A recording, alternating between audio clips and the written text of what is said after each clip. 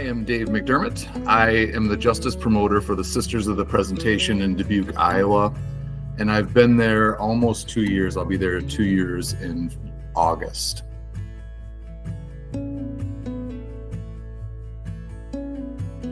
My journey towards justice promotion would have started just from my basic religious upbringing of being a cradle Catholic and understanding that, kind of going through that tradition, learning about my tradition, coming to terms with its social teachings, especially as I got into my 20s, and just kind of understanding if I was going to keep this as my value system, then I needed to start to live out some of the foundational tenets of its teachings.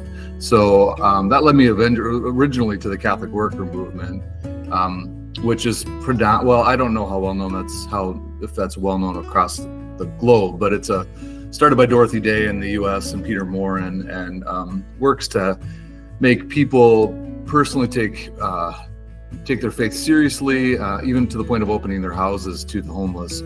So we have Catholic worker houses, and I lived in there for 3 years, where we lived with predominantly homeless women, but also unhoused men. Drug addiction, mental illness, the gamut of why people are unhoused. So that was a formative time in my life. It's a hard place to raise a family though, because of its unpredictability. So once I was married with children, I had to find other avenues for working for the collective justice. So to work with others in that understanding of how we can create a more just society. So working with the Sisters of the Presentation then becomes just a very natural outlet. We at the Sisters of the Presentation are working together. I take my clues or my direction from all kinds of directions within the sisters. So from leadership, from individual sisters who have projects that they're interested in, and I try to activate energy all over from our sisters and associates and the community that's involved in our order, to just get as much movement as we can towards justice. So I like to see myself as kind of the person who just helps collaborate. I'm not doing all of this work. I'm just helping to collaborate to help people work together and move towards justice collectively, which I think is really the only way we'll ever get there, is if we can have some movement as a common we. So that's my understanding of justice and what my role is.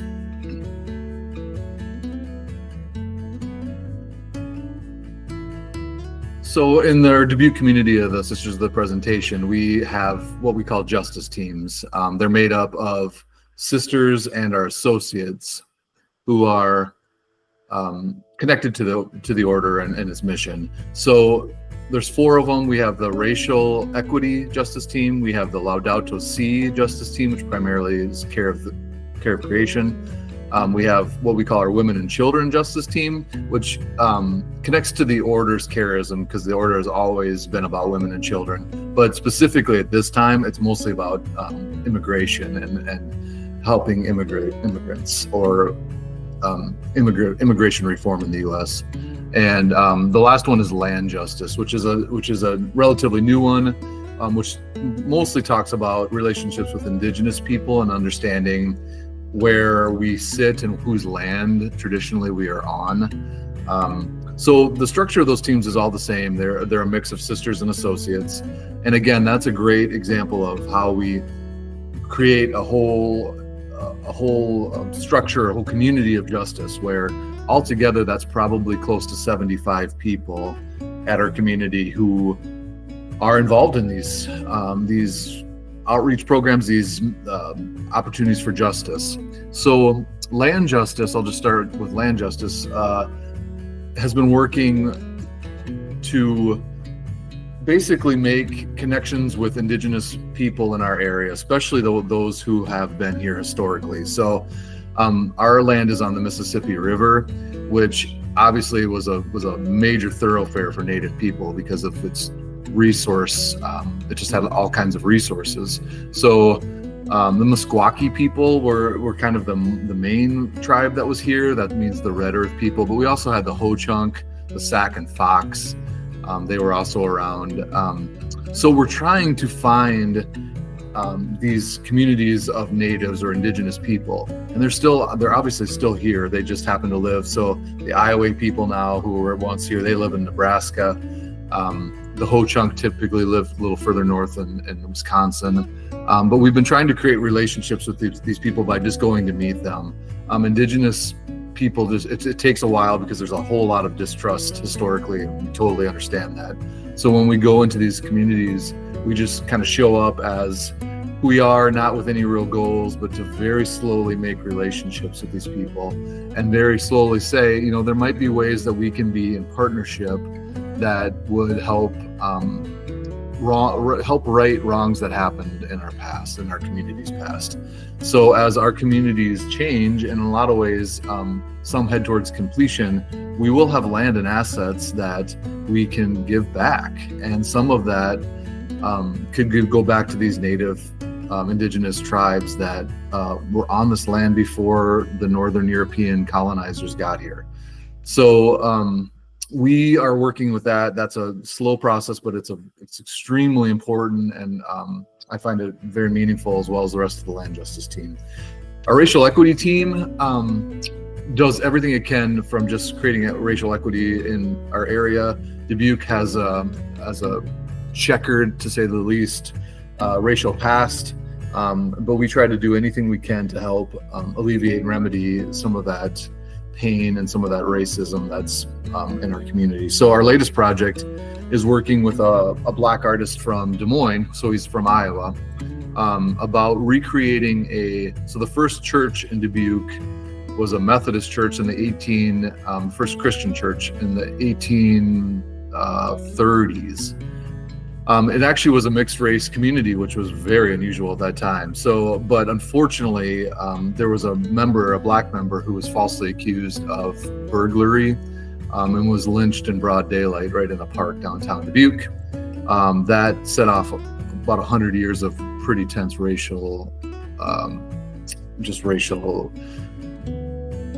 relationships. It dropped Dubuque's Black population by about 70% because there was just nobody who felt safe. So his way of helping to undo this was to create this replica of that first church with a greenhouse in the back. They looked to put it at the property it was on, but it's a historical property and they can't do it. So they came to us and said, can we put this on your property, which we thought was a great idea. So we'll eventually have, in the next couple of months, this replica of the first Dubuque church, where they will bring all kinds of people, Black youth, people who were just recently incarcerated, to do nature bathing and healing in nature, because they're going to put it in this green spot where they can come and hang out. And some of it's doing labor and working our prairie back, recreating the native prairie, and some of it's just being in a space that's green and hopefully healing. So that's really great. I'm excited about that. The immigration work we're doing right now mostly has to do with, this is the Women and Children Justice Team, is just working on what we consider unjust and unfair legislation that's kind of going through our state legislators and our national. So it's the idea of, even yesterday we went as a group to a local hearing that just supported our sheriff, who has said that he will not comply with a memo of understanding that makes our local law enforcement basically ICE agents. ICE is Immigrations and Customs Enforcement. So we're really we're supporting our sheriff, because he has said that is not something that our local law enforcement will do. So it's all kinds of work like that. And then Laudato Si is our justice team, which works with our care of creation. So we have a team of sisters and associates who are always on the lookout for how we can be better stewards of our land. That means right now, most of Iowa is the most biologically altered state in the U.S. It was 99% tall grass prairie when the colonists got here. It's got less than 1% of that prairie left. So it's mostly all farmland now. So we're trying to replace our lawns, which come from that kind of Irish, what the Irish landscape looked like. They tried to make this landscape look like, but that's not native. So we are replacing lawn with native tallgrass prairie, which is infinitely better for the biodiversity of our area. So that goes in, and we're installing solar. We just installed it on one of our buildings. We're just about to install it on another. So we're looking heavily into solar use and trying to get more carbon neutral physical area. So, and that goes along with all of the other things that Laudato Si does in conjunction with especially the 10-year anniversary of that encyclical. So that's a lot, but it's a lot of what our justice teams are doing. It's the most of what I do from day to day, and it gives me a lot of, just a lot of joy, because there are a lot of great people working for justice.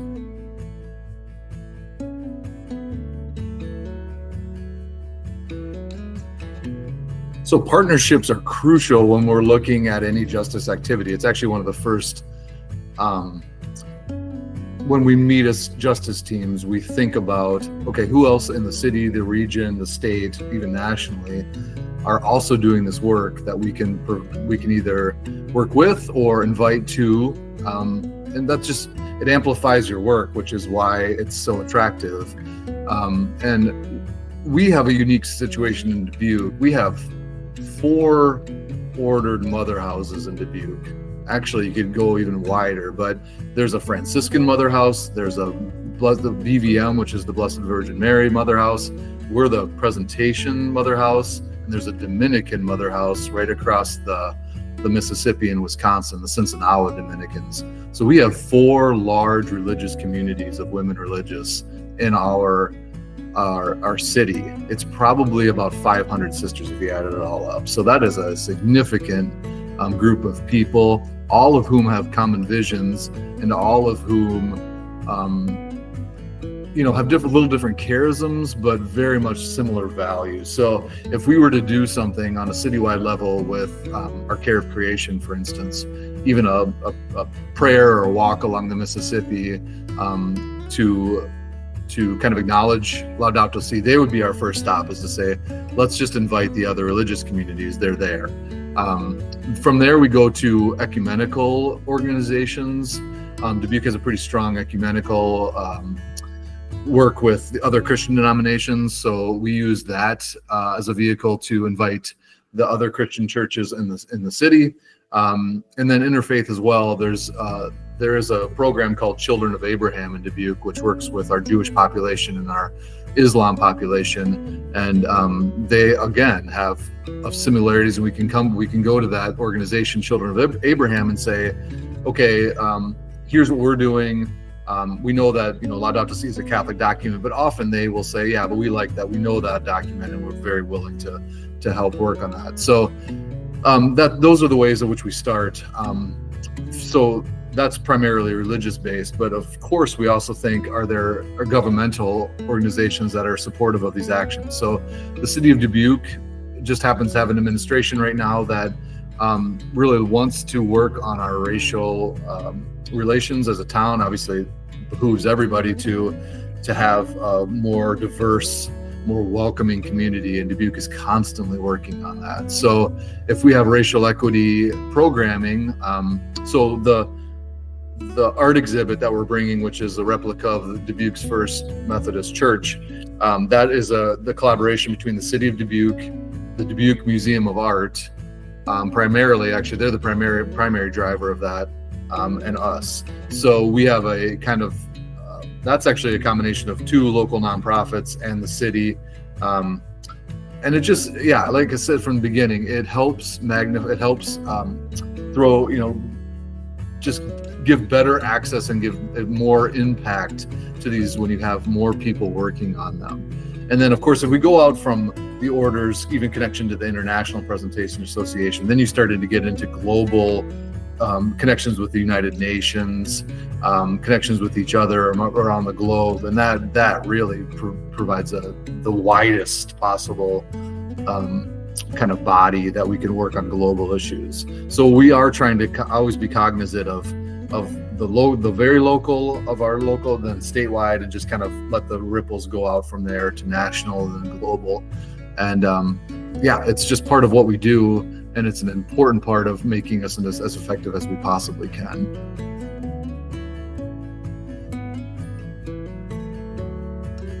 So my work with other justice promoters has been really life-giving, and it's been great to kind of collaborate with them to potentially have a bigger impact. So the UPR, the Universal Periodic Review, which we just did for the United States, had a number of justice contacts working together. Maurice Lang from Virginia was a key contributor. Carrie Hansen from Aberdeen was a key contributor, and so was Dorothy Sensi. So we work together monthly, weekly, to collaborate on an extensive UPR document that we hope has a significant impact at the UN.